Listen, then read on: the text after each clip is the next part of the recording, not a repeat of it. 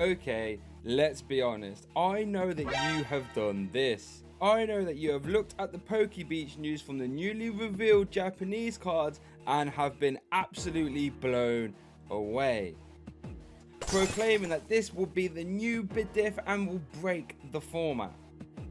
We have all been there, me numerous times as well.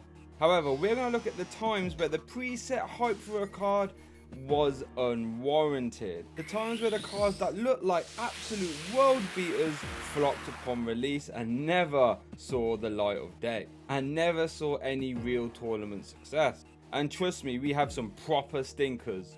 Leafeon Decidueye. Back in the lead up to Ultra Prism being released, Decidueye was one of the kings of the format, being paired with other beefcakes such as Zoroark, Alolan Ninetales, and before rotation it was a Biddiff contender when paired with Vileplume. And to be honest, it's easy to see why too. Decidueye's Feather Arrow ability allowing you to put 2 damage counters on one of your opponent's Pokemon per turn was very strong. When you consider that you could have multiple out, allowing you to get an extra 40 all the way up to 80 damage into play every turn. However, after Forest of Giant Plants rotated, getting multiple stage 2s into play was proving quite difficult, resulting in a decrease in play. And then the community saw Leafeon GX in the up and coming Ultra Prism set, and everyone lost their mind and were getting so excited, ready to dig out their old copies of Decidueye to use again. It was very easy to see the insane synergy between Leafeon's GX attack and getting Decidueye into play super fast. For a single energy, Granbloom GX would allow you to evolve all of your bench Pokemon by one stage,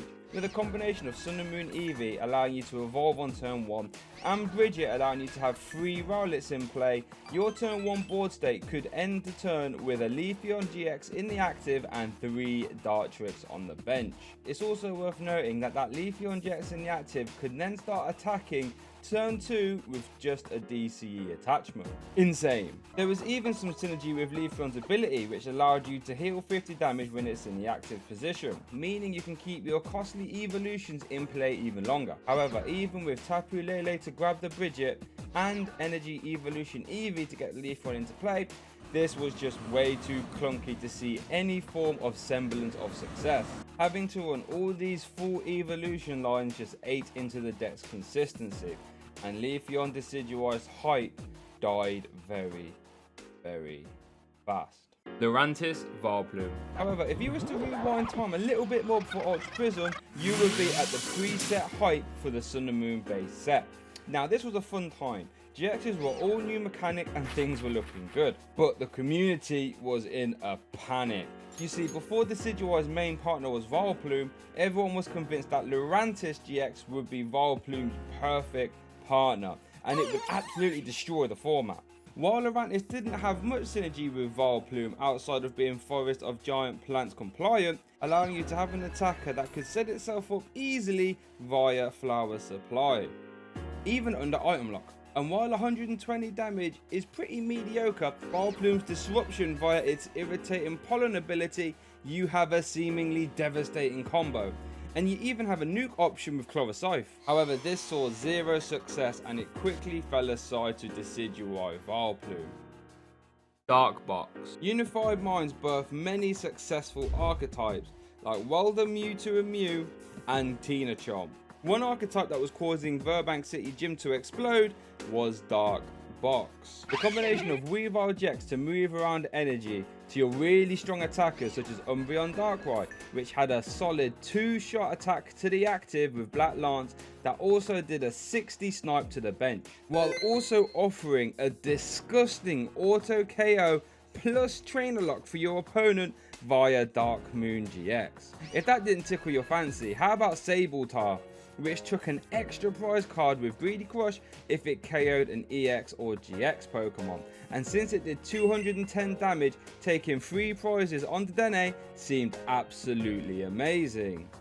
Not to mention, if you somehow managed to get 10 energy in play, you could discard the top 15 cards of your opponent's deck with Giga Crush.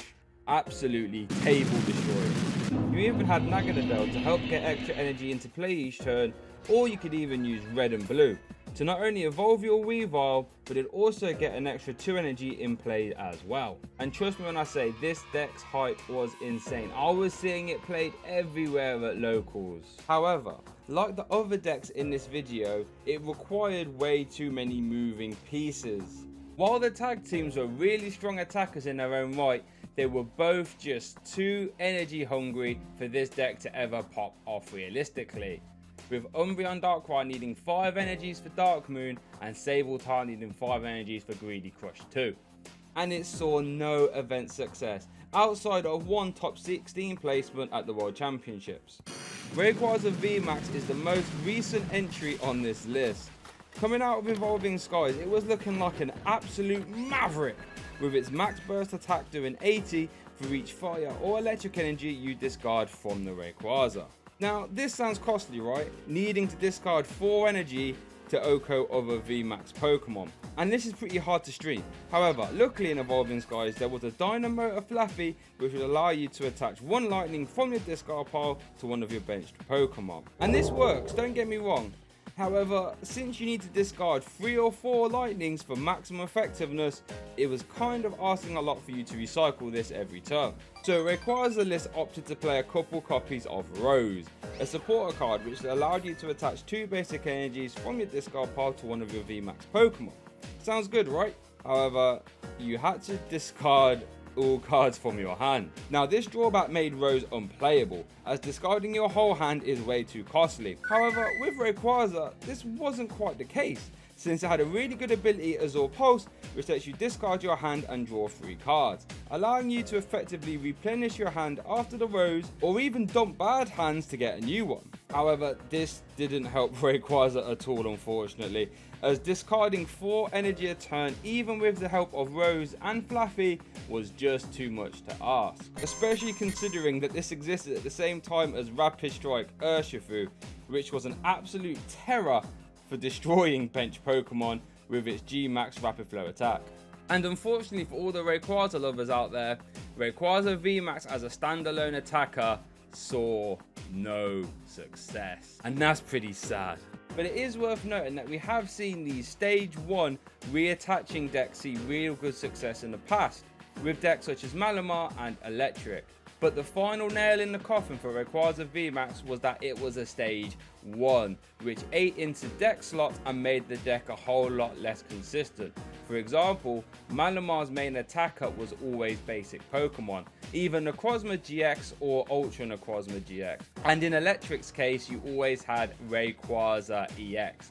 Both basic Pokemon and both saw a lot of high tier success. This last one though, oh baby, this is the most egregious example on this list. Reshiram Zekrom was touted to be the new Bidoof as soon as it came out, capable of wrecking anything in its way. Fabled Firebolts did 90 for each fire or lightning energy that you discarded from your bench Pokemon, up to a maximum of 3. This was perfect maths, allowing you to hit that magical 280 damage, which would clear the way of any real meta threat. And though discarding these energies was kind of tough, this did exist at the same time as Welder, which would allow you to attach 2 fire energies to one of your Pokemon and then draw 3 cards, allowing you to be on your merry way. You also had Picrom's running partner in crime, Tapu Koko Prism Star, which would allow you to accelerate 2 lightning energies too. Reshiram was shaping up to be an absolute powerhouse of the format. Its GX attack was also insane, because for 2 fire and 2 lightning energy, you could do an 170 damage snipe to one of your opponent's bench Pokemon.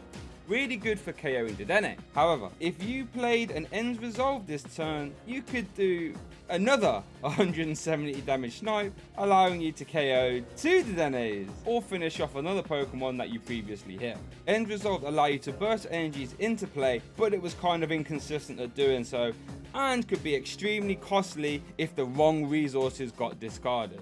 Awkward. That word perfectly encapsulates Reshiram. Awkward. Everything about Reshiram just felt so awkward. Only being able to discard energy from the bench. Awkward. Reliance on supporters that either drew you extremely limited cards or drew you no cards at all. Awkward. Really high energy costs resulting in higher than normal energy counts in your deck. Awkward. And Reshiram awkwardly faded into nothingness.